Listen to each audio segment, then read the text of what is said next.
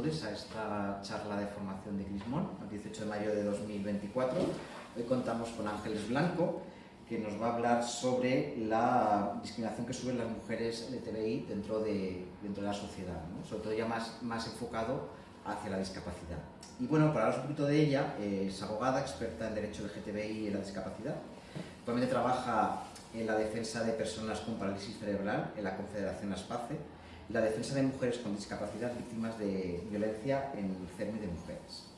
Junto a ello, desarrolla una intensa labor académica y formativa. Pertenece a la sección de discapacidad del Colegio de Abogacía de Madrid y es profesora del Centro de Estudios Jurídicos del Consejo General del Poder Judicial. En cuanto a la vertiente del derecho LGTBI, puso en marcha en 2021 el despacho Ángeles Blanco, abogada, desde el que realiza una defensa efectiva frente a la discriminación, la violencia, el acoso laboral o los delitos de odio contra las personas LGTBI. Una actividad que ha construido de la mano de diversas colaboraciones con la LGTBI+, y que en el año 2023 supuso su reconocimiento como Premio Plus. Que lo que no sepáis, todos los años la Federación Estatal LGTBI+, da premios a activistas que trabajan por el bien y por las diferentes diversidades del colectivo LGTBI. Y bueno, pues yo quiero agradecerle a Ángeles que haya venido a darnos su testimonio y un poco hablarnos sobre esa realidad de discriminación que sufren las mujeres LGTBI. Sobre todo, bueno, te ha enmarcado dentro de nuestro programa de formación, también por conocer esas diferentes diversidades que hay dentro de nuestro colectivo. Ángeles. Pues muchísimas gracias, Óscar. Bueno, yo voy a hacer una introducción y sobre todo quiero que lo que hagamos sea reflexionar sobre los diferentes ejes de expresión que vamos a ir analizando. Porque claro, cuando nos ponemos en la realidad de una mujer LGTBI con discapacidad, estamos hablando al menos de tres ejes de opresión. En este caso, además, me gustaría abordar específicamente uno más, que sería el de pertenecer a o tener una creencia religiosa. Pero al menos vamos a tener el eje de mujer, el eje de discapacidad, el eje de pertenencia al colectivo LGTBI, este otro eje, y posiblemente puedan concurrir en algunos casos, ¿no?, la situación de clase. La situación de clase sobre todo porque muchas veces va a ir vinculada a la propia situación de discapacidad. Entonces, de alguna manera quiero ir repasando todos y que juntas podamos ver, ¿no?, juntos podamos ver, ¿no?, el por qué ocurren estas cosas. Si nos vamos a la situación de discapacidad, yo os pregunto una idea. Si tenéis que reconocer cuál es el símbolo de la discapacidad, el símbolo gráfico de la discapacidad que os viene a la cabeza. La silla de ruedas. Vale, silla de ruedas. Sí. Bien. Eso ya nos dejaría fuera muchas tipologías de discapacidad, porque nos dejaría fuera la tipología de discapacidad intelectual, nos dejaría fuera el autismo, nos dejaría fuera la discapacidad auditiva, la discapacidad visual o otras discapacidades, ¿no?, donde hay discapacidades múltiples, como además es mi caso, que tengo varias, ¿no? Para explicarlo, en mi caso soy una mujer que tiene una enfermedad rara que lo que hace es que va creando procesos de osteoporosis en los huesos. ¿Eso qué significa? Pues que mis huesos se hacen como muy ancianitos muy rápido y entonces encima no hay cura, no hay tratamiento porque es una enfermedad rara y el abordaje único que actualmente existe es la sustitución del hueso. A día de hoy me han hecho 68 cirugías. ¿Cuál? Estoy a punto de que llegue a las 69, que es un número divertido. Y bueno, pues es lo que hacen y no se puede hacer otra cosa. Claro, llevar tanto metal dentro lo que me conduce es a una situación de dolor crónico. Junto a eso, tengo una sordera bilateral, que ya sé que no suena mucho, pero que es profunda y severa. Y junto a eso tengo un trastorno de ansiedad generalizada, pues una discapacidad múltiple. Yo hasta hace un año andaba, ahora ya no, porque uno de los metales me seccionó la médula parcialmente, entonces por eso he perdido esta pierna. Solo esta, la izquierda, es un poco ahí, ha sido selectivo, se ha ido al lado izquierdo, oye. Pero mientras andaba, mi discapacidad era invisible, con lo cual yo en la silla no entraba, ¿vale? Entonces fijaros toda la gente que estamos dejando fuera de esa primera imagen, pero además quiero otra reflexión, y quiero ocupar esa silla. Un hombre. Es un hombre. Sí. No es nunca una mujer. Probablemente no conozcamos el símbolo de la discapacidad auditiva. pero el símbolo de la discapacidad auditiva, si alguna vez os fijáis, es como una oreja que tiene como una línea, ¿vale? Esa oreja con una línea también nos está indicando un nombre. Si nos vamos a la visual, también. Si nos vamos... no hay, digamos, elementos ornamentísticos de un pendiente, etcétera, etcétera. De hecho, una de las cosas que te cuesta muchísimo encontrar es ahora ya se han ido diseñando la silla con el tema del pelo largo, que bueno, ya esto nos indicaría una especie de, ¿no? Nos traspasa el heteropatriarcado, ¿no? Totalmente, ¿no? Bueno, pues ahora. Pero de alguna manera tendrían visibilidad. Pero es que esto tiene una traducción, que ¿cuál va a ser? ¿Creéis que la posición de las mujeres y los hombres con discapacidad es la misma? No, en absoluto. No.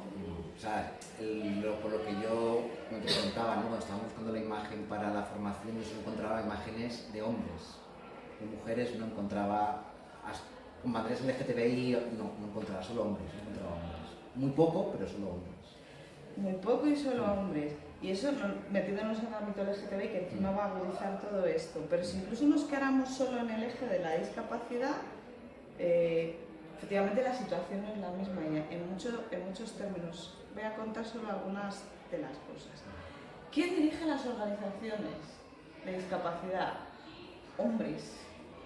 Hombres. Las presidencias siguen estando ocupadas por hombres, las juntas directivas en su mayoría siguen estando ocupadas por hombres. Las gerencias, cuando las hay, son muy pocas las mujeres que están al frente. La presencia de los hombres es muy significativa. Fijaros, muchas veces en personas con discapacidad, el tener la posibilidad de salir del ámbito del hogar, sobre todo en aquellas discapacidades donde hay mayor, ya no solo una situación de discapacidad, sino de dependencia, en lo que yo necesito a la tercera persona para que me apoye, el salir de mi hogar es ocupar un espacio público, o se entiende como un privilegio, y por tanto, si se entiende como un privilegio, los propios centros hay más hombres que mujeres, ¿vale? Algo que a mí me parece muy simbólico de todo esto es hablar del empleo. Bueno, en el empleo en discapacidad, fijaros, solo trabajamos una de cada 4 personas con discapacidad en España. Un 26,4%, sí. Una de cada 4 más o menos, un poquito más alto. Además de ese 1 de cada 4 que solo trabajamos, realmente en el trabajo ordinario, es decir, que dependamos de una empresa y que no sea un centro especial de empleo, que sería el trabajo protegido, solo no llega ni al 1,5% actualmente. Es muy bajo. El acceso al mercado laboral, en el caso de la mujer, es mucho más complejo, muchísimo más complejo. No sé si habéis oído un término que es el suelo pegajoso. Igual. El que yo trabajo con suelo es el techo de cristal. El techo de cristal, sí, exacto, ¿no? Que es que esta sería la lógica de lo que hablábamos antes, de no puedo ocupar los cargos directivos, no puedo estar en las presidencias ni en las juntas directivas. El suelo pegajoso lo que hace referencia es, que es un concepto también feminista, es esa idea de yo no me puedo levantar del suelo, es decir, no puedo dar el paso a la inserción laboral. Bueno, pues eso es algo que acompaña a las mujeres con discapacidad muchísimo más. Y cuando consigo levantar ese suelo pegajoso, la inserción que yo voy a tener cualitativamente va a ser inferior. Es decir, a mí me van a contratar en puestos de limpieza, me van a contratar en puestos manipulativos y además me van a contratar a media jornada. Muy curioso, pero esta es la realidad. Claro, de hecho, si sacamos los datos del salario medio que percibe un hombre sin discapacidad, una mujer sin discapacidad, un hombre con discapacidad y una mujer con discapacidad, sabemos que el más alto va a ser salario medio. El hombre sin discapacidad. El hombre sin discapacidad. El más bajo, La mujer con discapacidad. la mujer con discapacidad. Vale, y entre estos dos, ¿cuál estaría por encima? El hombre con discapacidad. El hombre con discapacidad. Por ser hombre. Por ser hombre. Fijaros cómo atraviesa el género. O sea, a mí me parece que esto es a nivel gráfico muy explicativo o muy resumen de la realidad, porque el género llega a atravesar tanto como para que la brecha salarial le afecte más a las mujeres sin discapacidad que a los hombres. Que una cosa, explicar a veces, o sea, hablar de brecha salarial sin explicar qué es, para mí es algo que puede confundir a la gente, porque la brecha salarial no es que, ¿de qué trabajas? ¿Tú de qué trabajas? Yo soy profesor en la Comunidad de Madrid. Vale, imaginemos que yo fuera profesora, que lo soy, solo que como abogada, entonces no muy asimilable, pero imaginemos que fuera profesora. A ver, que si yo soy profesora en la Comunidad de Madrid voy a cobrar lo mismo que tú. No es que por el mismo trabajo a ti te paguen más que a mí. Eso no es la brecha salarial. Eso es lo que a veces se explica mal a nivel comunicativo o a nivel de los medios de comunicación. Pero la brecha salarial es que a qué tipos de trabajo acceden las mujeres y qué tipos de trabajo acceden los hombres. ¿Cuáles son los trabajos a los que accede una mujer? Normalmente suele ser cuidados, mantenimiento. Cuidados, pues yo qué sé, hay profesiones de mujer, ¿no? Sí. Trabajo social. Por ejemplo, la educación predomina, yo qué sé, hasta hace unos años un poco el sesgo del femenino en infantil y primaria. Es decir, ver un chico en primaria era como, o infantil era, uy, ¿qué hace un chico infantil? O sea, incluso los padres tenían cierto miedo a que pasase algo con sus niños. Decían, yo prefiero que sea una profesora y no un profesor quien le dé clase a mi hijo. Porque ahí que está plasmando el carácter académico o el carácter del cuidado. El cuidado. Vale. ¿Y dónde hay más sueldo? ¿En infantil o en secundaria? Eso es. Entonces ahí tienes la brecha salarial, incluso en el ámbito educativo, ¿vale? Que no es siempre el que más te lo traslada. Pero luego vete a la profesión sanitaria. ¿Cuál es la profesión sanitaria que todavía sigue siendo? Enfermería. Enfermería las mujeres. ¿La de los hombres? Medicina. Vale. Y si dentro de medicina tengo que buscar especialidades, ¿a cuál se van los hombres y a cuál se van las mujeres? Los hombres a lo mejor se van a más Cirugía. técnica, cirugía, neurología, y las mujeres más médico de familia, sí, condición de familia sobre todo. las Tal cual, mujeres. ¿vale? Si luego me voy a una carrera científica, las ingenierías, todas estas, ¿son de hombres o de mujeres? Tienden los hombres. Hombres masculinas. sí. Vale, esto es la brecha salarial. Claro, que de media, como yo estoy accediendo por ser mujer y por la socialización que yo he recibido, que a mí me han trasladado, que yo tengo que cuidar de la gente, yo tengo que responder a una serie de estereotipos de género, yo accedo y reproduzco en el mercado de trabajo todo esto y por tanto voy a recibir menos dinero por ello, ¿no? Ya está. Pues eso es tan potente que se ve en ese resumen. Las mujeres sin discapacidad perciben menos que los hombres con discapacidad. ¿Por qué los hombres con discapacidad también van a ser socializados y el género les atraviesa y van a buscar esas carreras? De hecho, en hombres con discapacidad es muy frecuente, por ejemplo, informática. Sí. Dices, ahora conozco yo a uno. Vale, bueno, pues este sería el eje, digamos, del género. Y ahora vamos... el género con esa perspectiva de discapacidad. Ahora vamos a ver la parte de la discapacidad desde el punto de vista de la sexualidad. Vamos a pensar, ¿la sexualidad de las personas con discapacidad es algo realmente que esté normalizado? No. No. O sea, si nosotros tuviéramos la oportunidad de poner sexualidad y discapacidad, nos saldrían determinadas fotos en Google que irían en una doble tendencia. Es la negativa, niños, niñas eternas, o la hipersexualidad. Y con la hipersexualidad además vinculada a una tipología muy concreta. Bueno, dos, pero especialmente una. La discapacidad intelectual, esta idea falsa de las personas con discapacidad intelectual mantienen o tienen mucha necesidad de sexualidad, o tienen la misma que cualquier otra persona, ¿no? Y la otra sería el autismo, que también se le vincula esta hipersexualidad. En cualquier caso, nuestra sexualidad no se está viendo desde una normalidad. Nuestra sexualidad se está viendo desde un lugar desde un lugar en el que o nos ven como algo que no vamos a desarrollar ni demandar, o que si lo hacemos lo hacemos desde un lugar totalmente erróneo que nos puede llegar a dar problemas. Esto es lo que justificó que hasta el año 2020 estuvieran en España vigentes, no sé si conocéis la práctica de las esterilizaciones forzosas, Sí. ¿vale? Que se hacía fundamentalmente Con síndrome de Down. y sobre mujeres. Una cosa muy curiosa, yo Yo siempre... he estado de colaborar en varios centros de síndrome de Down y era una práctica por lo menos igual. Sí, además hubo un momento en España que si tú querías formar parte del centro y eras mujer, se ponía como condición para entrar dentro de ese centro que estuvieras esterilizada previamente. Sí. De hecho, se decía, ya está preparada. Ojo, este era el término que se empleaba. Ya está preparada. Yo soy de zona rural y aún más aún, o sea, ya le sumamos el elemento rural, o sea, más aún. Sí, efectivamente. Entonces, esto se hacía y se hacía en el 98% sobre mujeres. Yo siempre he hecho el siguiente planteamiento. Es más viable que un hombre embarace a más que en una mujer que se embarace más veces. Pero bueno, se hace sobre las mujeres, ¿no? Y se hacía así, ¿vale? Claro, aquí está vinculado con esa idea de la hipersexualidad y se hacía especialmente sobre determinadas tipologías de discapacidad. ¿Por qué? Porque como son hipersexuales, pues hay que controlar esto, la discapacidad intelectual, el autismo, se hacía sobre estas, ¿vale?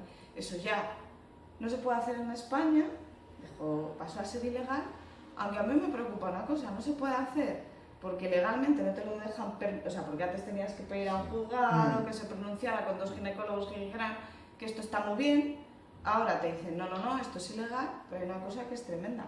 Mientras la mujer con discapacidad no vaya con el consentimiento informado a la cirugía de ligadura de trompas, esté adaptado a su situación de discapacidad, yo qué sé, si la otra persona le dice que es otra cosa, igual lo firma, ¿no?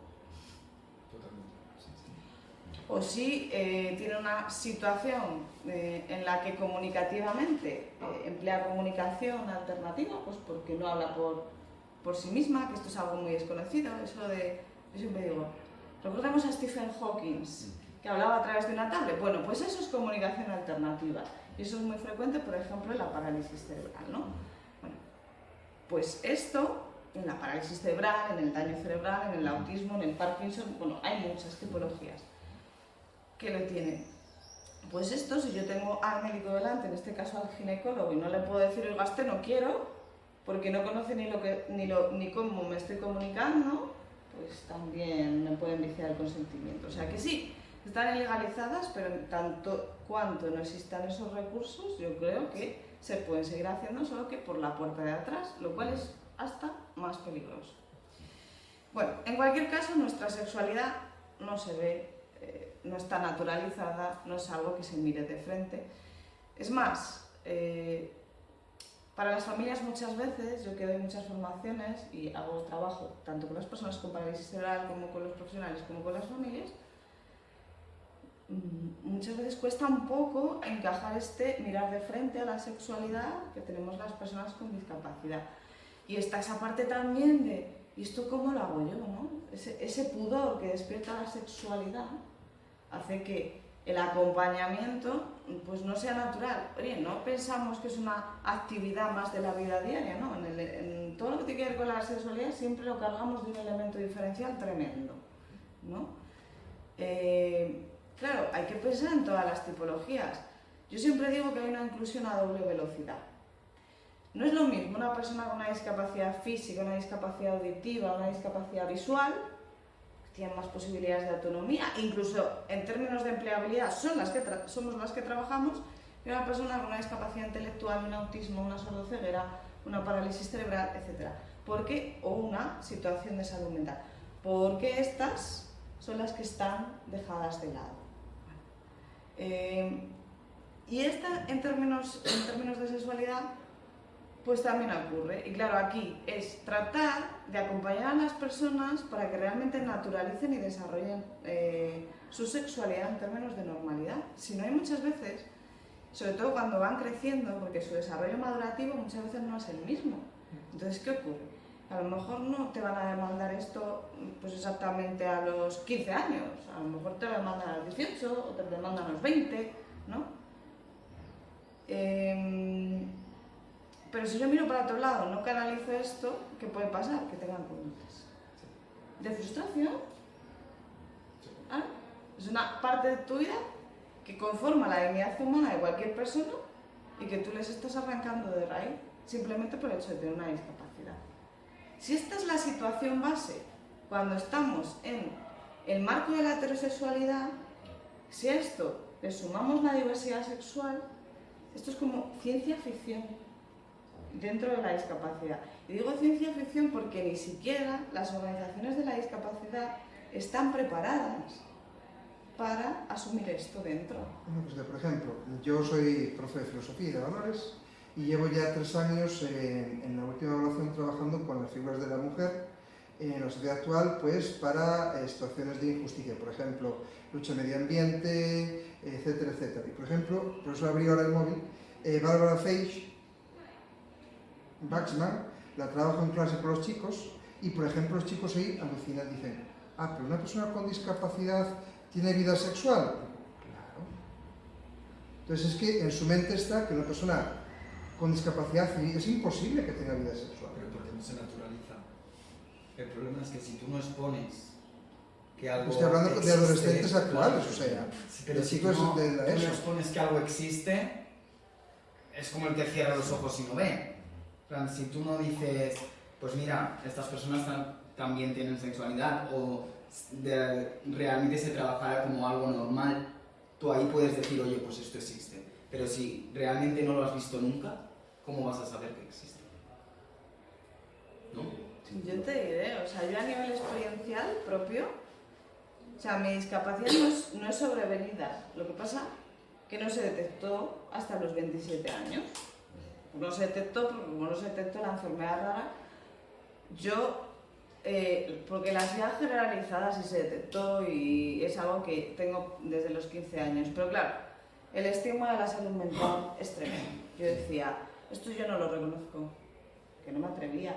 Pero además es que incluso en el primer reconocimiento de la discapacidad yo le decía a la persona que tenía enfrente, porque claro, yo cuando pasó lo de la enfermedad rara dije hay que reconocerlo porque esto me va a limitar la vida.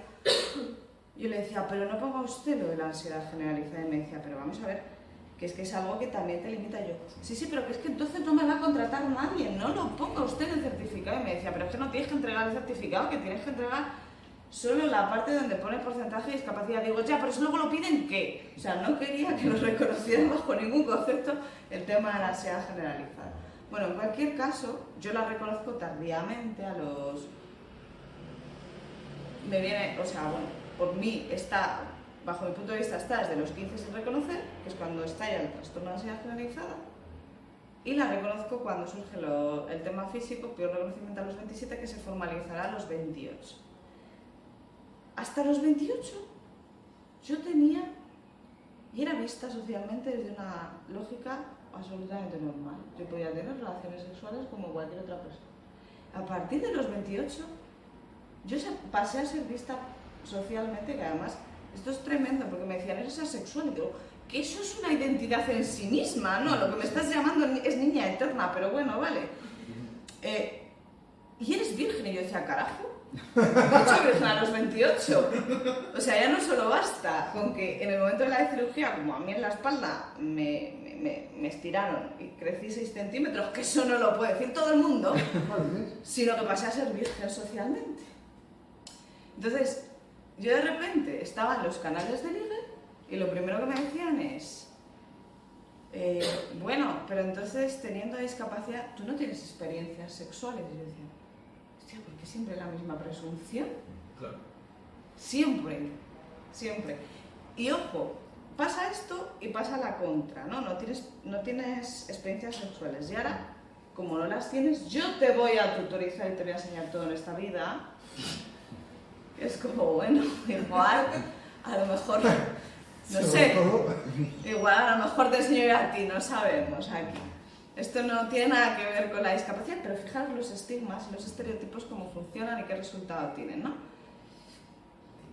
Y aquí ocurre una cosa, en esa idea de tutorizar hay algo que yo suelo poner encima de la mesa porque me preocupa y por tanto me ocupa, que es, muchas veces las personas con discapacidad, especialmente las mujeres, acceden a determinadas prácticas sexuales, porque hay, bueno, te empiezan a... Ya sabéis que en general cuando las mujeres lesbianas nos proponen mucho aquello de los tríos y todo este tipo de cosas, pero en la discapacidad la cosa va un poco más allá y hay algunas prácticas sexuales que directamente rozan la violencia. Y en el caso de las mujeres con discapacidad dicen, claro, pero es mi forma de pertenecer a... Y muchas veces hacen, es decir, estoy hablando de fetichización y esto es algo que ocurre muchísimo. Es más, el porno, si nos metiéramos en cualquier plataforma de porno, ha ido desarrollando en los últimos años toda una ventana específica de mujeres con discapacidad. Sí. Porque es el mayor control, es decir, la sumisión total, efectivamente, es lo que hace que a sus puteros, porque se llaman así, les dé tanto placer. Entonces, esto se está trasladando a las relaciones en el ámbito en general. Pero sobre todo yo particularmente me he encontrado esto cuando confluye la variable LGTBI. ¿Por qué? Porque algo muy triste que creo que hay que romper, nuestros cuerpos parecieran que no son deseables, ¿no? Estos cuerpos no son deseables porque nos quedamos con las limitaciones, ¿no? Esto es como si de lo que yo soy se viera solo la silla o los audífonos, que eso no se ven tanto, o el trastorno de la ansiedad generalizada, que tampoco se ve mucho, pero bueno, imaginemos que me diera una crisis, se viera esa parte y se da naturalizada todo lo que yo soy, ¿no? Bueno, nuestros cuerpos y nuestras personas no son tan deseantes y tan deseables, y hay veces que muchas veces ocurre que las parejas se establecen, no siempre, pero es una tendencia muy habitual, se establecen dentro o entre personas con discapacidad. Claro, esto ya, si le metemos la diversidad sexual, a ver cómo hacemos. Porque claro, que ya yo, dentro de mi centro, resulte que hay alguien justo del otro sexo que sea el que me gusta o nos gustamos, bueno, pero que ahora haya una persona diversa sexualmente dentro de mi centro, esto es un poco más complicado. Y ya no solo que sea un poco más complicado, sino que, a ver, ¿cómo creemos que va a reaccionar el entorno que rodea a las personas con discapacidad? ¿Va a reaccionar igual el entorno del hombre o el de la mujer? Es decir, en la pareja heterosexual, vamos primero a esa. ¿Reaccionan igual? Se lo contamos a las familias, ¿no? Creamos una unidad de convivencia dentro de los centros y ponemos una cama de matrimonio. Y no pasa nada, no, esto yo me dedico, mi madre me decía, pero hija, ¿realmente tú qué haces en esta vida? Digo, yo quito cámaras y pongo camas de matrimonio, mamá, dentro de los centros, claro, ¿no? Porque abordo mucho el tema de la sexualidad. Entonces, pero la reacción del padre, de los padres del hombre, no es la misma que la de los padres de las mujeres. Incluso, a unas sabiendas de que muchas veces, que por cierto esto sería muy sano para la sociedad en general, las personas con discapacidad no tenemos una visión tan coitocentrista como se tiene en general cuando hablamos de relaciones sexuales. Nosotros solemos exponer relaciones sexoafectivas porque el componente afectivo es muy determinante y porque el componente del placer no está siempre en el coitocentrismo, porque pensar que hay discapacidades donde eso no es viable, ¿vale? Esto sería muy sano para todo el mundo en general, que dejáramos atrás tanto esa visión coitocentrista, pero es que la discapacidad es así. Pues a las sabiendas de que no va a haber posibilidad de relación coital, la reticencia es muy grande. ¿Por qué? Porque son niños, que no, que esto yo no lo veo. Pero ahora, encima, con todos los sesgos que puedas tener tú como familia, a lo mejor tienes formación en esto de la diversidad sexual, es que está con un hombre o es que está con una mujer. Ahora hablo del tema trans y ya nos explota la cabeza, Qué complicado, ¿no?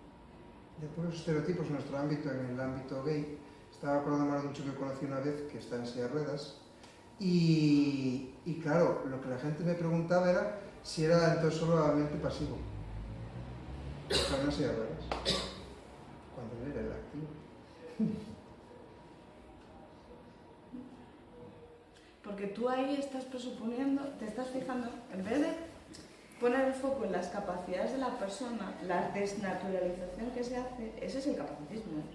En vez de poner el foco en las capacidades, estás poniendo el foco en las limitaciones. Como tú ves una silla, automáticamente estás asumiendo, estás presumiendo que la persona no puede, por una cuestión de movilidad física, llevar a cabo o ser activo en el caso de una relación homosexual entre hombres, ¿no? Claro, dentro de la... O sea, y luego voy más... Otra cosa que he dicho es las organizaciones. Las propias organizaciones de la discapacidad están preparadas para esto. A ver, estamos ahora en un proceso de desinstitucionalizaciones. Una palabra súper difícil para decir vida independiente, vaya.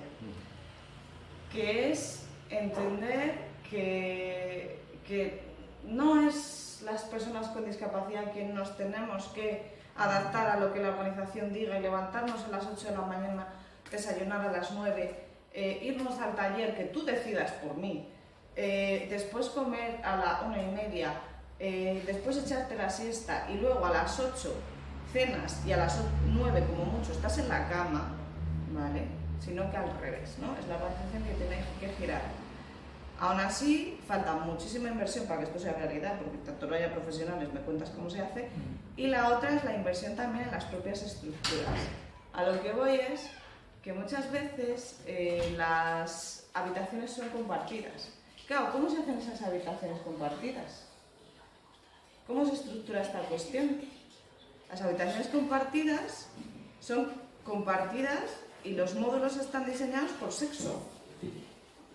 Mujeres para un lado, hombres para otro. Ahora, esto en términos de diversidad sexual, fijaros, muchas personas con discapacidad me dicen, pero a ver, ¿yo cómo voy a salir del armario en mi centro si yo tengo a mi compañera de ahí enfrente que va a estar pensando todo el rato que la estoy mirando porque me gusta? O el hombre, me da igual. Pero yo cómo voy a salir del armario en mi centro. ¿Yo cómo le voy a decir a mi padre o a mi madre que me ve que no tengo, o sea, que estima que yo no debo tener deseos sexuales, que ya no solo es que tenga deseos sexuales, sino que además lo tengo por un hombre o por una mujer? Por alguien de mi mismo sexo en definitiva. O otra de los míos que hay. Si es que a mí me contratan muy malamente, si solo estamos un 1,5% en el mercado ordinario, la mayoría estamos en centros especiales de empleo, lo cual tiene un impacto a nivel económico muy importante. Porque un centro especial de empleo tiene salario mínimo interprofesional, ¿eh? Por tanto, las posibilidades de que tú puedas vivir por tus propios medios disminuyen mucho, porque la discapacidad es muy cara. Tener una vida independiente teniendo discapacidad es jodidísimo. Yo estoy con 3 trabajos, porque es muy caro. ¿Verdad? Es verdad, porque estos cacharritos cuestan mucho. Y porque hay que adaptar todo. Y porque tienes que tener ayuda de personas. Entonces es carísimo. Y está además muy penalizado. Porque España pone mucho el foco en prestaciones y pensiones para que malvivamos, eso sí, porque encima no son tal, pero en el momento en el que trabajas te quieren quitar todo. Y de hecho lo intentan y te lo quitan. En mi caso ya he conseguido que no, porque han dicho, es que esta chica tiene una discapacidad severa, entonces ya no la podemos tocar. Pero mientras tanto, pues no me han quitado cosas, todas las que han podido. Porque aquí el sobrecoste de la discapacidad no lo paga nadie. Bueno, pues entonces en ese contexto, claro, yo tengo esta situación y sé que mis posibilidades de insertarme laboralmente son muy jodidas. Es decir, me va a costar muchísimo. Yo decía, tengo 3 carreras, tengo 3 idiomas, 2 másteres, ¿qué más hace falta para que alguien me contrate? Y ni con esas conseguía trabajo. Me hacían el proceso de selección. Yo hice un experimento social. ¿Qué fue? Primero, soy premio extraordinario de 2. Tengo varios premios, pero bueno, soy premio extraordinario en Derecho y en ADE. Yo decía, tengo Derecho, tengo ADE, tengo Periodismo, tengo el máster de acceso a la abogacía, tengo un máster de igualdad entre hombres y mujeres, hablo italiano, hablo inglés. Bueno, yo creo que ya, ¿no? Pues no. Si entregaba el currículum poniendo que tenía discapacidad, no me llamaban. Y si entregaba el currículum, ahora claro, es que no podría ser esto porque iría con la silla, si entregaba el currículum poniendo que no tenía discapacidad, no indicando la discapacidad, me llamaban. Claro, el problema es que en algún punto les tenía que decir, oye, que yo tengo unos picos de dolor tremendo y tengo que tener ajustes razonables. Entonces, automáticamente el proceso se me caía entero. Es más, hubo un despacho de abogados, luego me buscaron, hubo un despacho de abogados que me dijo, es que no tenemos plazas ahora. Estábamos hablando de una beca, que ni siquiera me contrataban, estábamos hablando de una beca. No tenemos plazas ahora. Al mes y pico me los encuentro pidiendo becarios dentro de mi facultad y dije, no me lo puedo creer. Digo, a estos les voy a mandar el currículum ahora, pero sin la discapacidad. Digo, que serán capaces los inútiles de llamarme, tal cual que lo hicieron.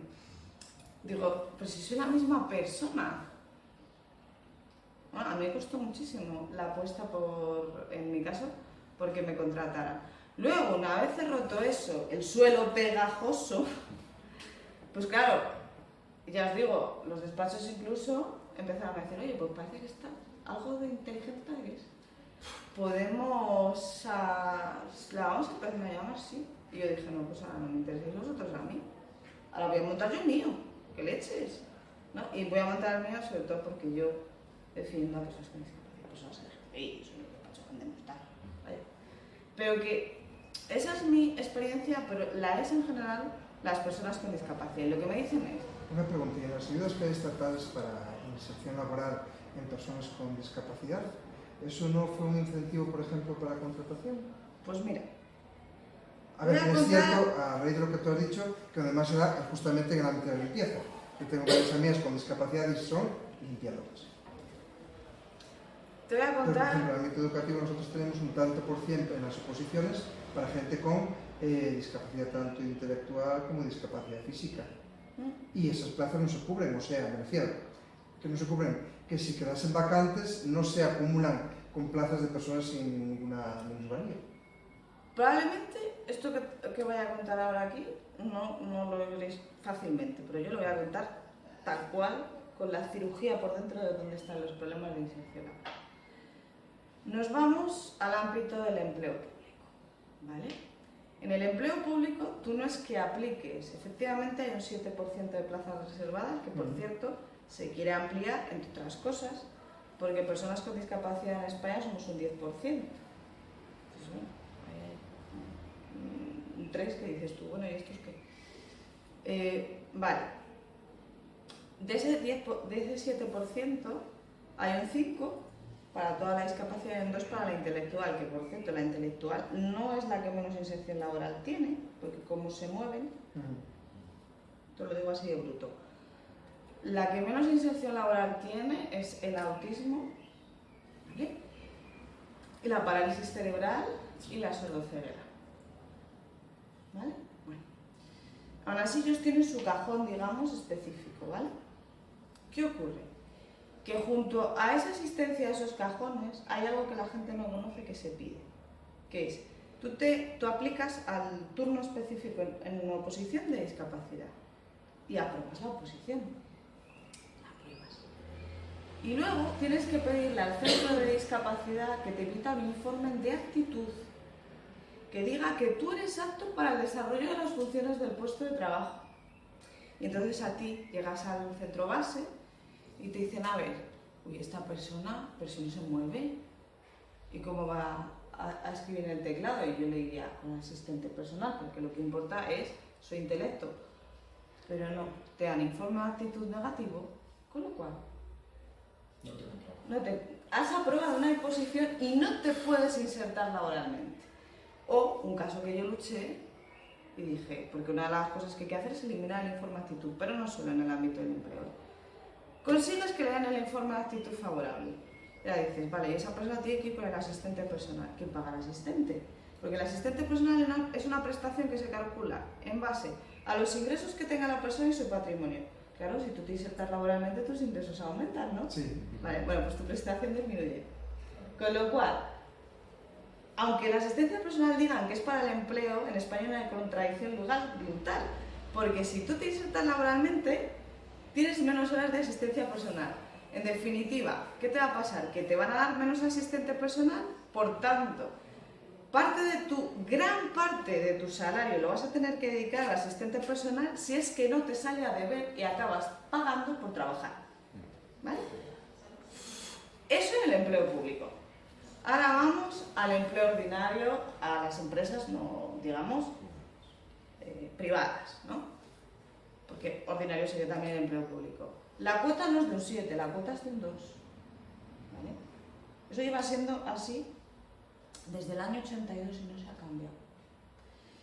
Claro, ¿qué pasa? Que un 2%, pues digo yo que el 8%, otra vez, en este caso más grave, porque ¿dónde está el 8%? Pero ojo, que ese 2% es exigible solo a las empresas que tengan más de 50 trabajadores. Y dices tú, espera, ¿y en España cuántas hay de esas? Un 1,1%, ya te lo contesto yo. Vale, entonces solo un 1% de las empresas está obligado a contratar a personas con discapacidad. Que dices, uy, entonces esto ya no es tan sencillo. Pero voy a más, ¿eh? Y esta es la parte que nadie nunca dice. Es que tienes algo que se llama medidas alternativas. ¿Esto qué significa?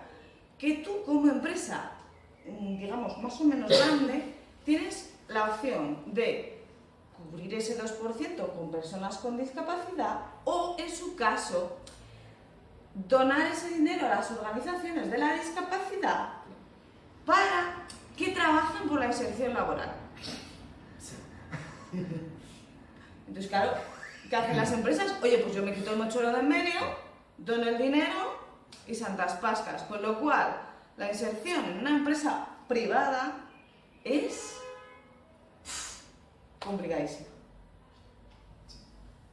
Por eso la situación es esta. De ese 26,4%, solo un 1,5% estamos en el trabajo ordinario. El resto está en centros especiales de empleo. Claro, ¿qué pasa? Que tú, si estás en un centro especial de empleo, que vas a recibir un salario mínimo interprofesional, tú te puedes independizar. ¿Alguien que reciba un salario mínimo interprofesional en general en España se puede independizar? No. Pues esa gente tiene una discapacidad que te obliga a tener que pagar 2.600 euros por esta silla, más 4.000 por los audífonos, más 300 y pico euros por la comida si quieres que te la traigan a tu casa porque no puedes cocinar como yo, más, ¿vale? Y a ver cómo haces. ¿Vale? Pues esto es el tema. Entonces, ¿qué pasa? Pues que es una población empobrecida. Y eso, si me lo llevo al ámbito de la diversidad sexual, es, como yo soy una población empobrecida, ¿voy a tener las herramientas posibles para salir del armario? ¿Puede? No. Yo soy una persona dependiente en 3 de cada 4 casos económicamente, porque las pensiones oscilan entre los 400 y pico y los 700 euros las más altas cuando más discapacidad hay. Entonces, soy dependiente económicamente, ¿eh? Soy dependiente en muchos casos físicamente. Y en todos, por una falta de normalización, soy dependiente en todos o en muchos de ellos por una falta de normalización y por tanto de desarrollarme con personas con y sin discapacidad, soy dependiente emocionalmente. A ver cómo salgo yo de esas. Si el contexto que tengo es favorable a mi situación, esto es como ponernos en la situación de los gays, lesbianas, trans de los años 50. Pues esta es la situación de la discapacidad. Vale. Si yo tengo un entorno favorable, pues vale. Pero si yo no tengo un entorno favorable y a mí me dicen no, pues es no. Y personas teniendo que renunciar a su situación. Y con el tema de las personas trans es tremendo. Porque ahí ya... Porque todavía la orientación sexual vaya que te vaya. Pero ahora yo soy trans. Probablemente la ley trans ha venido muy bien para las personas con discapacidad. Porque las personas con discapacidad normalmente no se pueden hormonar, porque ya la situación de salud es base, es tan significativa que eso lo que luego falta son hormonas. Porque igual la terminamos de liar. Intervención de los cuerpos en muchos casos a nivel de cirugía tampoco. Con lo cual es reconocer la situación de expresión, con lo cual el tema de la ley trans ha venido muy bien para la discapacidad. Vale. Ahora el problema es que el entorno sea favorable, porque yo he tenido que llevar situaciones, bueno, es un caso de Murcia que también eso nos añade un componente, de una mujer trans que es que le estaban pagando las palizas tremendas en su casa. Y claro, es una mujer que tiene todas las dependencias que he dicho, la económica, la física, la emocional. La emocional no tanto, pero tiene la económica y la física, que estamos fastidiados. Y yo dije, oye, vamos a sacarla del entorno, a esa persona vamos a ponerla en un lugar seguro. Y me fui a la casa, la acogí y me dijeron, no. Y yo, ¿por qué? Porque es una mujer trans. Y yo, ¿y? ¿Es una mujer? No. Yo, mira, de verdad. La otra parte del feminismo, de una parte del feminismo, cuestionando esto, ¿no? Claro, se ven muchas veces abocadas. Entonces, ¿de qué depende que las personas realmente con discapacidad puedan ser y existir? Pues dependen no solo de lo que ellas quieran, o no fundamentalmente de lo que ellas quieran, sino del entorno que les acompañe. ¿Y ese entorno que les acompaña quién es? Pues los centros, y por tanto profesionales, que cuenten con herramientas para hacer esto. Por fin empezamos a hablar de diversidad sexual. Por fin se empieza a hacer en España el primer estudio de personas LGTBI con discapacidad que se está financiando actualmente y que se está haciendo actualmente. Jo, no había hecho foto ni de la situación hasta ahora, ¿eh? Y del entorno familiar. Pues no nos queda. Yo siempre digo que vamos a conseguir abrir mucho más los armarios de la discapacidad desde las organizaciones LGTBI que desde las propias organizaciones de la discapacidad, porque tienen mucha más reticencia, porque tienen que hacer muchos más cambios. Nosotros podemos ayudar a esas personas que no están pudiendo ser y existir. De verdad, si nos ponemos en personas LGTBI que nos puedan contar a lo largo de la historia, ¿no? O leemos o vemos tal, como era su situación en esos años, esta es la situación, yo creo, más o menos equiparable que tienen las personas con discapacidad.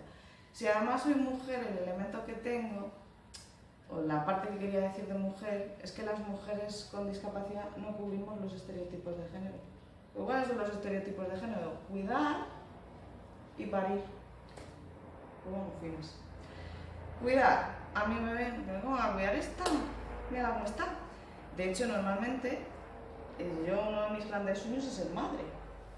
Sueño, deseo, que no derecho, ¿eh? Entonces, ¿qué hay que llamarlo así?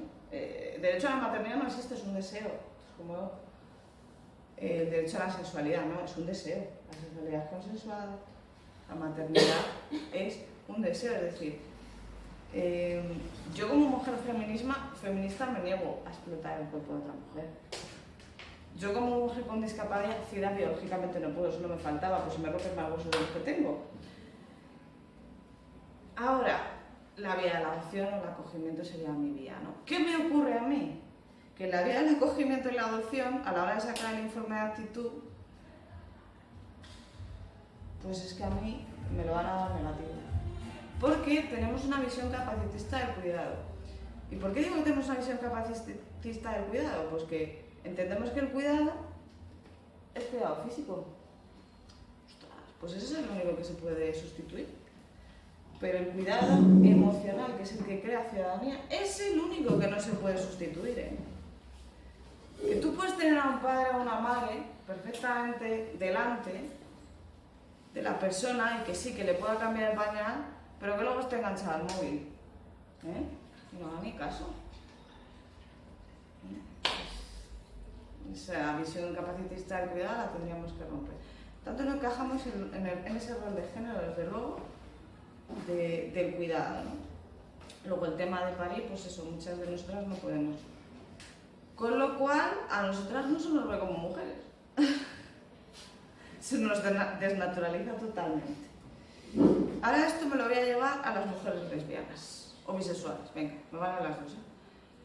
Claro, cuando nosotras entramos a intentar relacionarnos con otras mujeres lesbianas o bisexuales, hubo un momento que me daba una pereza tremenda, porque es que, claro, todas las primeras citas giraban en torno a la discapacidad, que yo encima decía, pues que encima es complicado, porque yo te puedo explicar lo que significa el oído, te puedo explicar el trastorno de ansiedad generalizada, pero es que chico, lo de la enfermedad rara no, porque no te creas que se sabe mucho de ella. Entonces, llega un momento que tampoco te puedo decir mucho más de lo que hay, ¿no? Pero, y venga, recuerdo una que estuvo 3 horas que yo decía, pero qué horror, ¿cuántas cosas me puedo preguntar ya? Y resulta que ella tenía un hijo de 8 años con otra pareja. Y ya al final de la cita le dije, mira, como reflexión, tío, lo nuestro no va a ser, es inviable. Tío, pero bueno, yo como reflexión te diré algo, y es que pienses, ¿qué impacta más en mi situación de discapacidad, en la potencial pareja que no vamos a tener, o el hecho de que tú tengas un hijo, que yo creo que igual, dijo yo, ¿no? Que dentro de las circunstancias... Limita un poco más. Limita bastante más. Bueno, pues ahí, hasta ese absurdo llegamos, ¿no? Claro, nos estamos relacionando mujeres con mujeres, y a ambas, aunque seamos lesbianas o bisexuales, nos atraviesa el género. ¿Qué ocurre? Que en el momento que una mujer lesbiana ve una situación de discapacidad dice, hombre, si aquí yo necesito saber toda esta información, porque si aquí pasa algo, ¿yo qué tengo que hacer? Cuidar, porque a eso nos han enseñado. Entonces, como yo lo que tengo que hacer es cuidar, a mí se me está viendo como una carga o una potencial carga futuro. A mí me han dejado por discapacidad muchas veces, tres por tener una discapacidad, 3. ¿Qué dices tú? Porque además al principio, yo lo contaba siempre, ahora es más visible, entonces bueno, no te voy a contar tanto. Hombre, mira eso que he ganado, ¿eh? Esto es como cuando empecé las aplicaciones de ligue. Discapacidad, digo, esto lo pongo en mayúsculas, ¿eh? O sea, que se vayan las otras. Pues luego me hacía, de repente no seguían sin hablar, me digo, por Dios. Digo, no, esto yo de las primeras citas, no. Que me lo pregunten antes, pues vaya arroz. Pero, eso, se nos ve como una potencial carga. Y yo lo que les planteo es, oye, yo cuidados en sí no necesito, los cuidados están para los enfermos. Yo necesito apoyos que encima me proveo yo solo. Me dicen siempre, ¿por qué no quieres que tu pareja te provea apoyo? Te digo, bueno, porque desnaturalizamos el contexto de lo que es una pareja. Ya está, bueno, sencillo y simple. Pero esto es lo que yo me encuentro. Y me ven como una potencial carga, y entonces pues muchas veces, ¿no? Desde ese lugar, da muchísimo miedo. Y la otra, si no, es la de, bueno, sexualmente sí. Porque como está esta idea de que soy virgen, y yo, Dios mío, por favor, digo igual. Oye, ponlo ahí. Porque esto se piensa todo el rato, porque es que el estigma es tan fuerte que es así. Sí. Ahora nos vamos a los hombres gays. Madre mía, ¿qué les pasa a mis compañeros con discapacidad gay? El culto al cuerpo. Muchísimo. Pues no hay culto al cuerpo en los hombres gays. Muchísimo. Pues ahora, claro, tú imagínate a un hombre con su cuerpo, con discapacidad. Yo no te toco ni con un palo. Yo he llegado a leer este tipo de cosas dirigido a mis compañeros gays, ¿no? Pues ahí está esa parte. Entonces, las cerrazones de partida, ¿no? Porque todavía las mujeres se plantean lo de la carga. Que luego te mandan igual a ti. Al principio, a mí me veían, ¿no? Yo decía, tengo una discapacidad tal, no sé qué. Me decían, ay, pero no es muy esto. Y yo, error. Claro, porque me ven muy resuelta, ven que trabajo mucho. Y me dicen, no, si esto no va a impactar. Y yo, error, sí va a impactar a todas las personas. Porque va a impactar en el punto en el que yo de repente, justo el día en el que tenemos la entrada del teatro, tengo un pico de dolor y no podemos salir. O vaya por Dios, justo el día que tengo que ir a tal sitio, llueve. Yo con esto no puedo salir lloviendo, que me lo electrocuto. Claro. Llueve. Entonces, esto se hace, yo siempre digo que la inclusión es a base de talonario. Tú me dices, vale, entonces no te llevas la scooter, ¿qué haces? Y yo te digo, bueno, si pago el taxi de ida y de vuelta y tal, pues no hay problema. No te quedes, ¿y cuántos taxis tienes que pagar, Que igual te lleva. Esa sería la solución. Entonces, esa base de talonario. Pero bueno, luego está la parte esa de ese encaje de bolillos, de cómo te vas dejando la parte física, ¿no? De decir, pues cuánto esfuerzo hago a la semana para tal cual, que es un encaje de bolillos con la pareja. Entonces, la discapacidad acaba estando porque es que es una circunstancia que acompaña. ¿La más determinante de mi vida? No, sin duda. Creo que hay muchas cosas más en mi persona, pero existe. Entonces, las 3 que me dejaron es porque es que yo, por más que se lo explicaba, no lo entendía que existía. Entonces, pues, cuando lo vieron, pues me dijeron que sí que existe. O cuando te das de viaje a otro país. Entonces, claro, tú aquí a lo mejor te puedes meter a lo loco en un metro y a lo mejor llegas a la parada de metro, bueno, esta no, que no está adaptada, la que tenemos al lado, pero bueno, te vas a la adaptada y a lo mejor llegas y el ascensor no funciona, porque es que como sociedad no entendemos que los ascensores son para personas que realmente los necesitamos todo el tiempo, no para que alguien que vaya con un perrito, que digo yo que si va con un perrito es porque lo está paseando, como he visto esta mañana, que puedes subir por las escaleras, pero no, cogemos los ascensores y hay muy poco mantenimiento por parte de los servicios de la Comunidad de Madrid. Entonces tú llegas de repente a la estación destino y el ascensor no funciona, tú no puedes salir, entonces te tienes que dar la vuelta por todo el metro a ver por qué estación sales. Que a lo mejor está tomando por saco de la vida. O a lo mejor quieres coger un autobús y si tiene rampa manual y física, o sea, y electrónica, bueno, si la eléctrica no le baja, pues se tira de la manual y vaya que te vaya. Pero como solo sea eléctrica, pues como no le funcione, estás vendido. Yo me he quedado en un autobús un tiempo, unas cuantas horas. Claro. También te puedes dentro de los ascensores y todas estas cosas. Bueno, pues eso aquí todavía te puedes arriesgar. Pero si tú te vas, por ejemplo, de viaje al extranjero, pues más vale que no te arriesgues. Porque la puedes liar mucho. Entonces ahí va, taxi viene. Los viajes adaptados inclusivos ya te los puedes llevar bien pensados y sobre todo llevar mucho talonario, porque si no, no los haces. Entonces, claro, eso acaba afectando a la pareja. O, por ejemplo, imagínate el tema de la maternidad. Oye, todo tipo de artilugios que quieras y más para que tú puedas bañar al bebé, darlo de comer, todo lo que necesites. Pero claro, ya está. Entonces, bueno, pues esta es la situación. Y en el caso de las personas trans, aparte de que se asume mucho peor, me gustaría señalar algo. Y es que muchas veces la situación de discapacidad se come la parte trans. ¿Qué le suele decir a una persona con discapacidad que manifiesta ser trans? No se la creen. Porque dicen, a ver, tiene autismo. Lo que le pasa es que tiene autismo o tiene discapacidad intelectual, no que sea trans. Entonces, yo a esta persona no le voy a reconocer la situación trans porque realmente no es eso. Que tiene esta discapacidad, es como, perdón, ¿qué tiene que ver? ¿No? Y no les dejan reconocerla. Sí. Y entonces, esto sería como un poco todo el mapa, que ya sé que os he dejado un poco así como diciendo, madre mía, vaya situación. Y sí que quería reflexionar, porque claro, al serlo, sí que me gustaría, dado que vosotros sois la organización que sois, sobre el tema de ser creyente.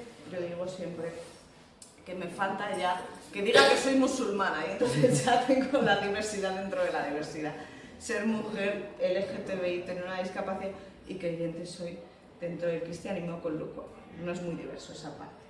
Pero sí que es verdad que nos añade otro punto. A mí me retrasó muchísimo la salida del armario.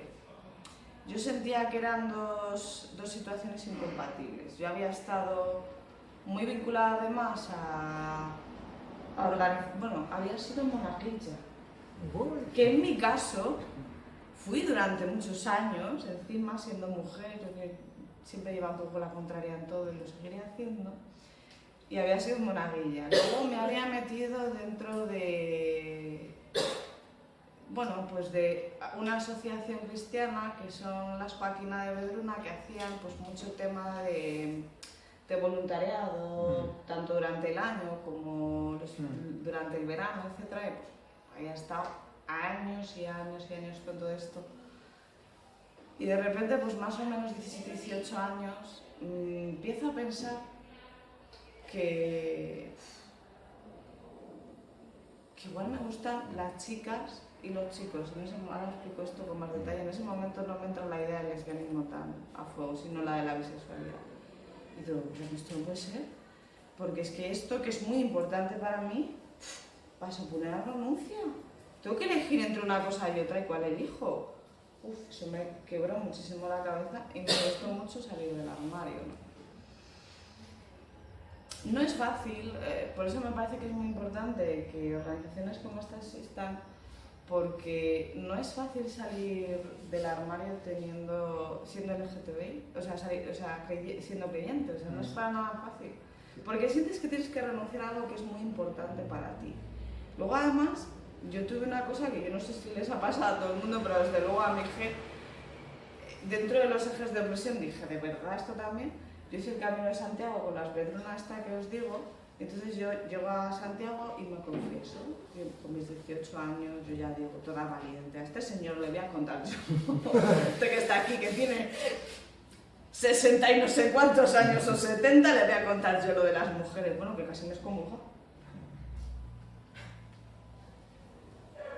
Claro, eso fue un jarro de agua fría brutal, yo lo pasé fatal.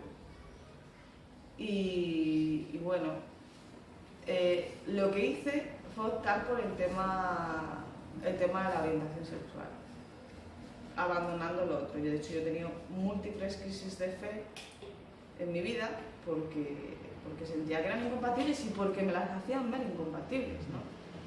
No será hasta que entré en el programa LGTBI y la comunidad MAIS que me dijeron, mira, no sé si ahora te interesa o no meterte en la parte de más practicante, porque yo abandoné todo aquello y ahí sigue abandonado.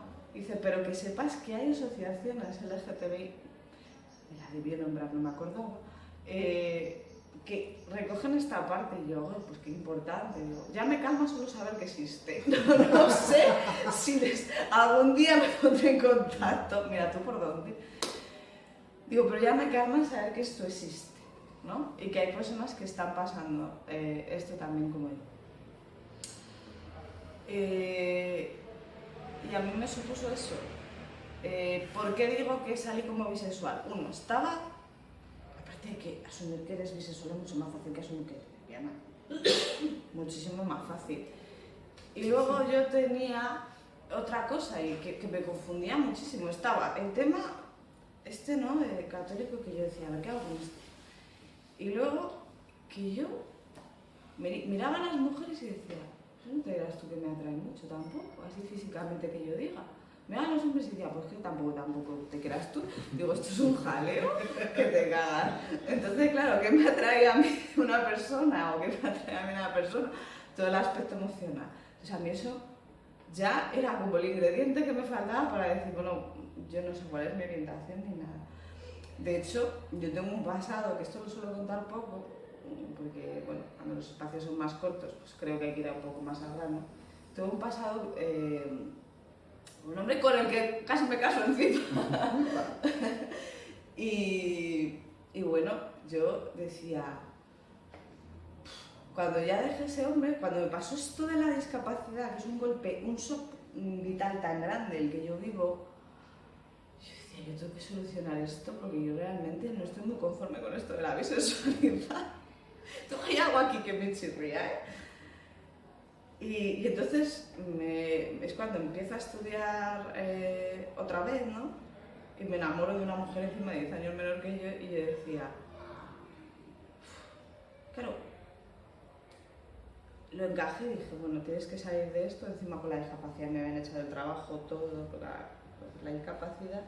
O sea, no hace falta que la reconociera, me echaron del trabajo en cuanto vieron que estaba pocha.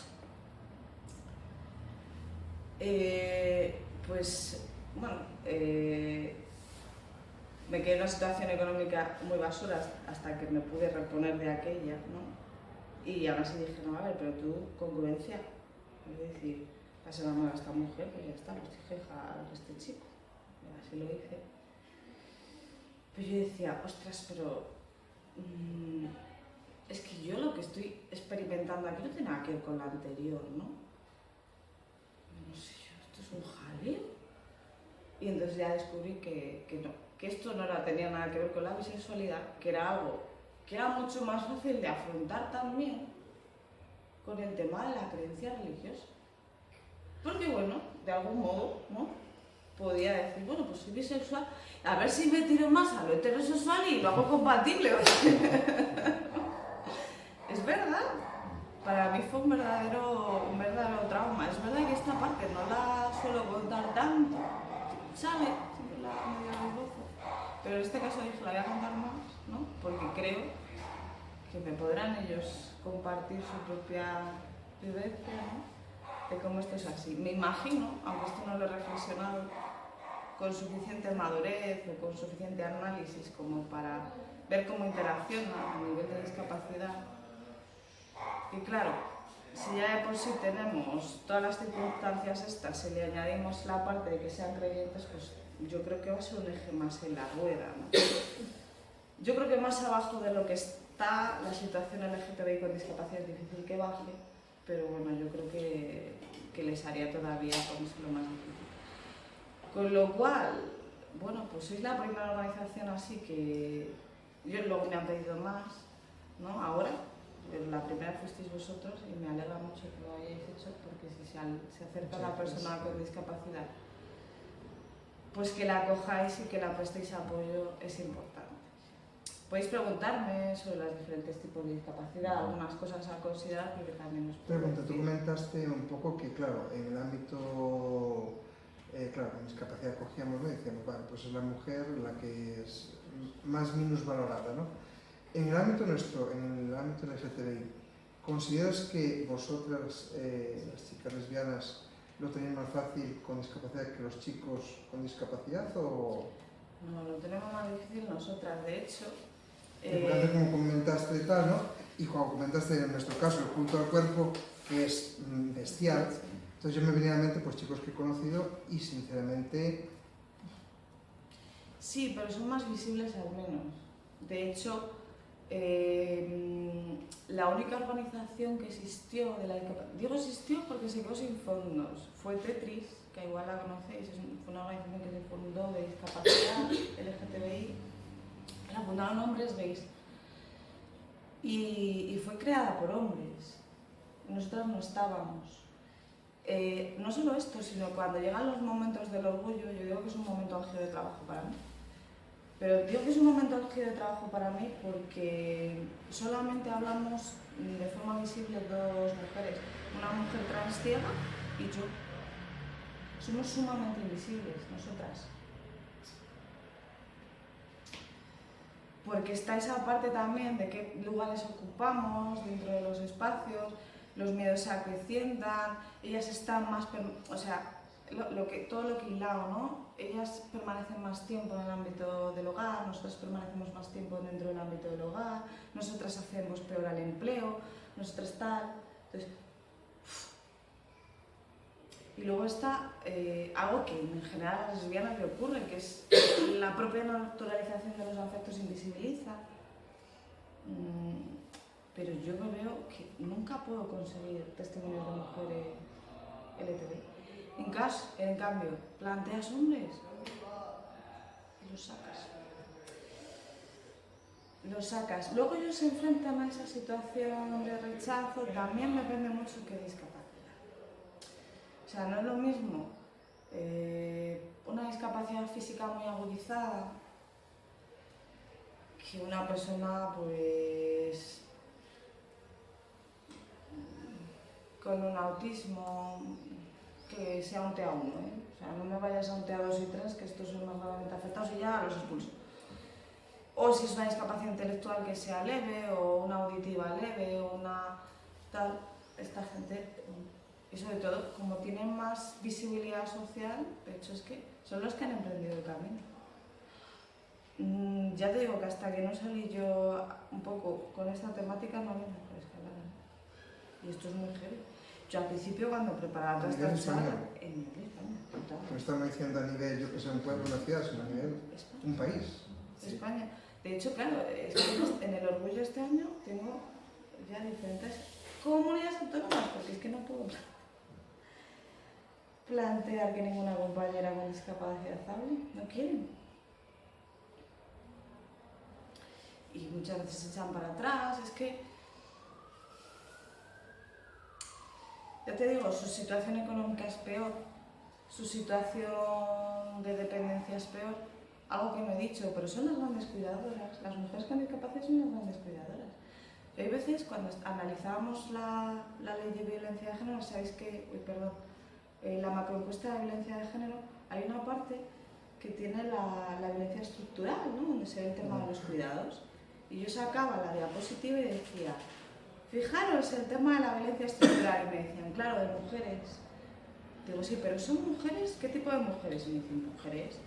Digo, pero ¿pensaríais que son mujeres con discapacidad? Y me dicen, no, eso no puede ser mujeres con discapacidad, ¿cómo van a cuidar? Y yo, claro, os estáis dejando a muchas mujeres con discapacidad que sí que ejercen cuidado. Todas, por ejemplo, la discapacidad intelectual, la discapacidad de las situaciones de salud mental, todas esas ejercen muchísimo cuidado. La sorda, sí. Entonces, claro, su posición social es muchísimo más baja, tiene muchísimo más miedo a salir y a perderla. O sea que no, aun pese al cuerpo, la mayor vulnerabilidad está en las mujeres.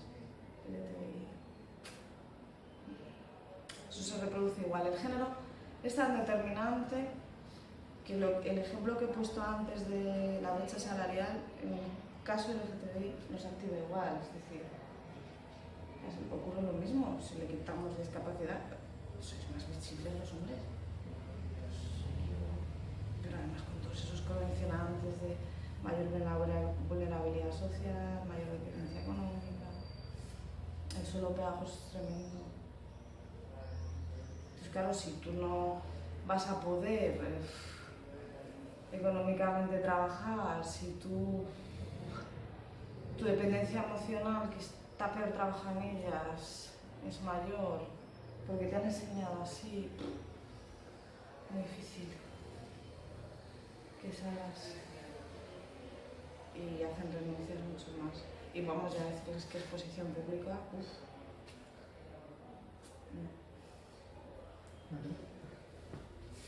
Nos preguntamos un poquito sobre todo de terminología, porque si no me equivoco la ley cambió el año pasado y la terminología es ahora ha cambiado. O sea, no sé si es diferente, si lo ves como un paso adelante, si realmente la terminología ha tenido algún tipo de efecto, de consecuencia positiva para el colectivo de personas discapacitadas.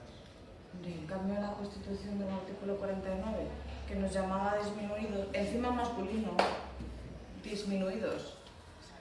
Hombre, pues las palabras tienen un reflejo sobre las estructuras que nos montamos en la cabeza y cómo concebimos, ¿no?, a las personas. Entonces, es significativo. Además, yo prefiero adaptar la terminología a personas con discapacidad que no con diversidad funcional. Y explico por qué. O sea, si nos metemos en la caja de diversidad funcional, yo qué sé, pues alguien que tenga una rotura de rodilla es diversa funcionalmente. Y tiene movilidad reducida. Una persona con muletas tiene movilidad reducida y es temporal. Claro, entonces la discapacidad es como una situación permanente que hace que tú estés limitado en tus relaciones, ¿no?, en el marco social.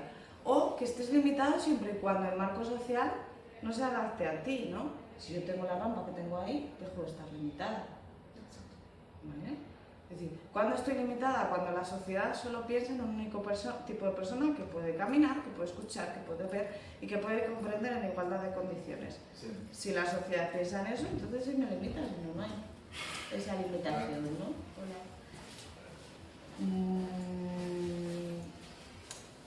Entonces yo, la parte de diversidad creo que nos borra como sujeto político y desde ahí es muy difícil. Es como si quisiéramos, en vez de abrazar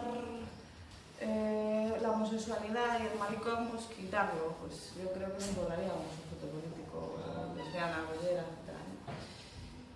Y después el artículo 49 es que tiene algo mucho más importante que el cambio en denominación, que es lo que ha salido en los medios, que es que establece la necesidad a nivel constitucional de fomentar la autonomía. Esto ya implica poder encajar determinadas leyes a nivel de apoyos, de fomentar la accesibilidad universal y luego establece como medidas específicas para la infancia con discapacidad, por la situación de que si tú entras en el circuito normalizado en la infancia, eso es una garantía de inclusión tanto presente como futura, porque si yo me acostumbro a estar en espacios segregados, cuando a mí me digan, ahora de repente vas a irte a trabajar, yo me sé relacionar, me entero. Entonces, la infancia, que se ponga el foco es importante, y luego en las mujeres, porque el 40,4% de las mujeres con discapacidad ha sufrido alguna situación de violencia a lo largo de su vida, ¿eh? Eso es una barbaridad. Entonces, bueno, ahí se establecen más cosas, aparte del propio cambio, que sí es importante también, ¿eh? ¿Consideras que es un avance positivo? Sí, no, es verdad que legislativamente se están dando avances en materia de discapacidad en los últimos años, porque otra cosa que se eliminó fueron las tutelas. Era muy importante eliminar las tutelas porque, claro, más lo que se hacía era se tutelaba. Yo decía que las esterilizaciones se hacían 2 por 1. Te tutelo y te esterilizo en el mismo juicio, tal cual. Con las tutelas, claro, hay veces, ¿no?, sobre todo cuando están casadas las mujeres con discapacidad, te tutelo y luego te maltrato. Eso era jodidísimo, porque yo sobre todo lo veía en la enfermedad mental, eso era donde más se producía, donde más impacto tenía, porque claro, se hacía eso y en el momento que se hacía decía, vamos a levantar esa tutela. Vamos a levantar esa tutela, pues generalmente está puesta a propósito. Porque claro, no se va a denunciar a sí mismo, ¿no? Entonces te dejaba la situación de máxima vulnerabilidad. Entonces, cuando se quitó las tutelas, pues eso fue un avance tremendo. Estamos ahora en las revisiones, el plazo está previsto hasta septiembre de este año, no va a dar tiempo. Así que no sé si llegarán las cartas al final y las revisarán yo no sé cuándo, o ampliarán el plazo, que sería lo más adecuado. Pero va habiendo cambios, pero sí que tengo que decir que si pensamos en las personas LGTBI con discapacidad, yo no veo nada que se mueva. Vale, se ha puesto en marcha un estudio, es muy importante, no lo voy a... porque además encima formo parte del grupo promotor, es decir, estoy viendo cómo está avanzando y bien, tiene buenos visos, pero... Es que a mí me puedes hablar de inclusión, me puedes hablar de accesibilidad, pero si yo no puedo ser ni existir, ¿no?, ni desplegar quién soy, pues todo lo demás como que me es un accesorio, ¿no? Esta parte es como muy capital y la veo como todavía muy relegada a...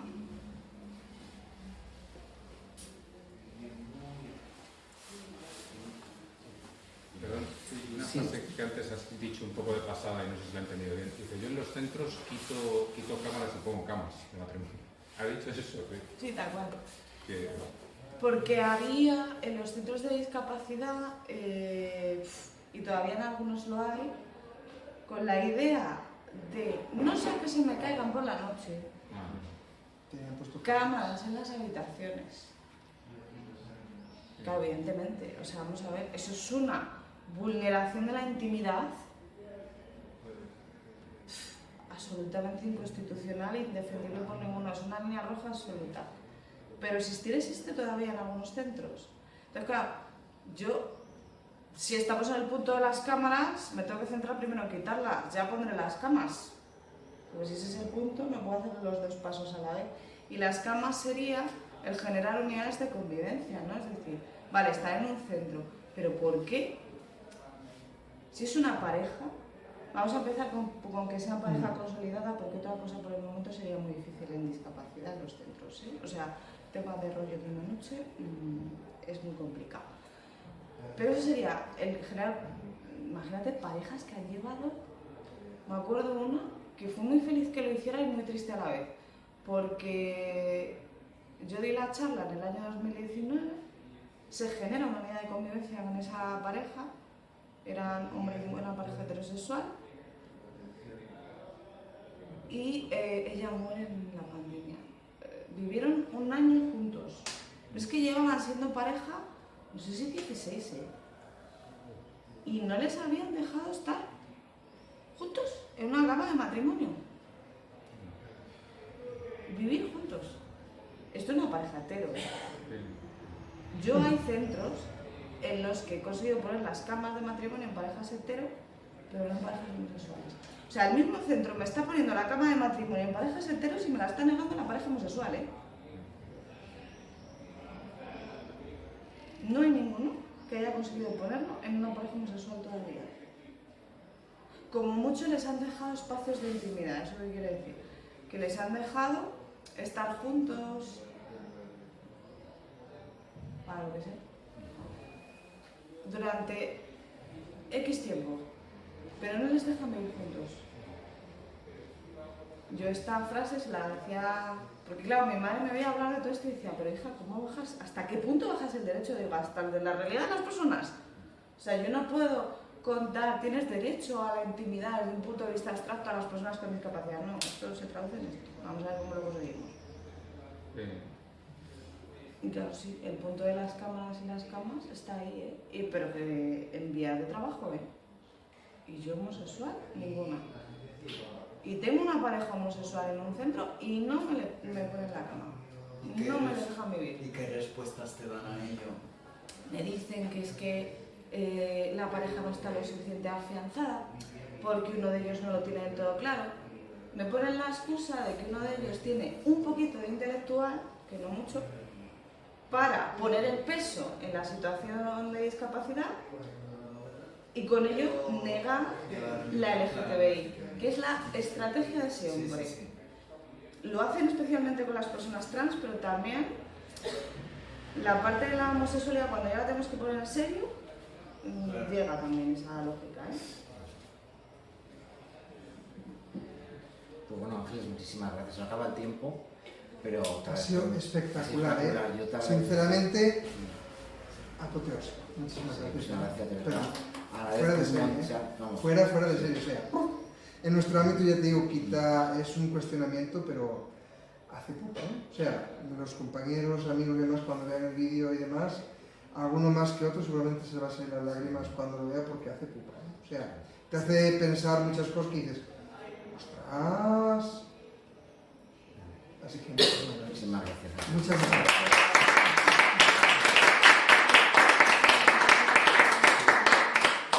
Gracias.